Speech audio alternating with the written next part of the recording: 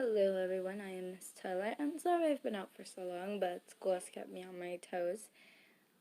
Today I will probably be posting chapter 6 and 7 of Secret Romance and maybe another chapter of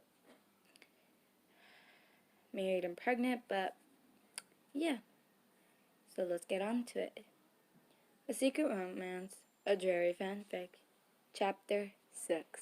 It has been 2 months since I found out I was pregnant. Hermione and Ron still bug me about about who the father is, but of course I tell them that it's not important, and they throw in the towel about the subject.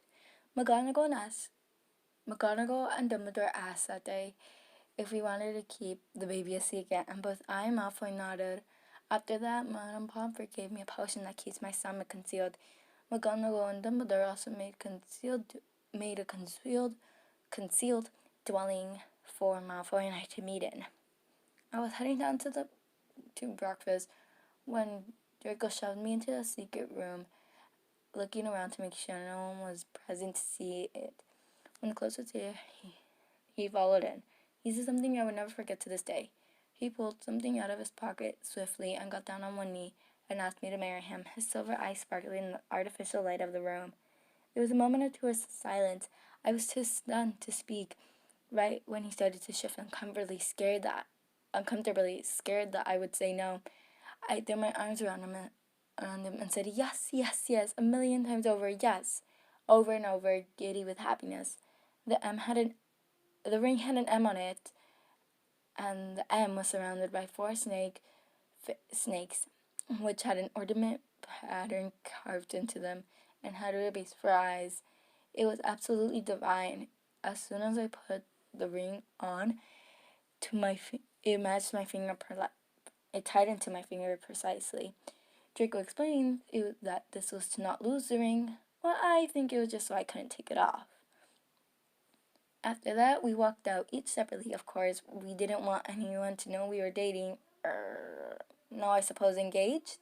I caught up with Ron and Hermione. Ron was already stuffing his face full of food, while Hermione, on the other hand, was reading Hogwarts history for the 50 millionth time.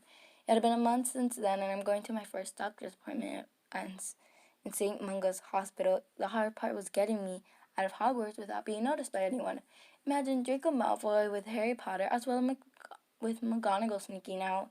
The good thing was that I knew about the secret tunnels all over the school thanks to the Marauder's map. We got there in half an hour. Draco and I were very nervous.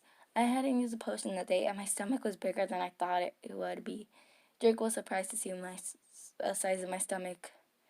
Potter, your stomach is bigger than I thought it was, he said quite simply. I chuckled nervously and responded to him that I thought the same thing too.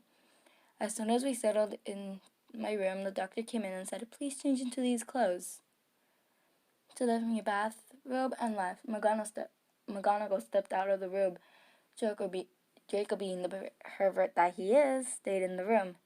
Draco, what are you doing? Get out! I told him angrily as I flushed crimson. No, if you're going to be my future husband, then you need to get used to this, he responded cockily in a lustful voice. The doctor said the doctor is going to be here any minute, and you can stay, but no touching. We can do that after the appointment. I told him in a pleading voice. Fine, if you insist, he said apologetically. The doctor came in a few minutes later. Can you lift your shirt? I'm going to put gel on your stomach so I can see how the baby's developing, she told me sweetly. I lifted my shirt just enough so they wouldn't see my scar, which was made last summer when the power went out by Uncle Vermin because he thought it was my fault. She asked Draco and I if we wanted to know the gender of the baby is. I looked at Draco. He gave me a stare that said nah, so I said, no thank you, we want to keep it a surprise. That is the end of chapter 6, and if you look at the picture, this is the ring. It was a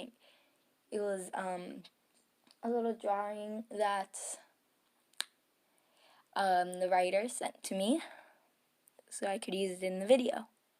So this is her envisionment of what the ring looks like. So Bye!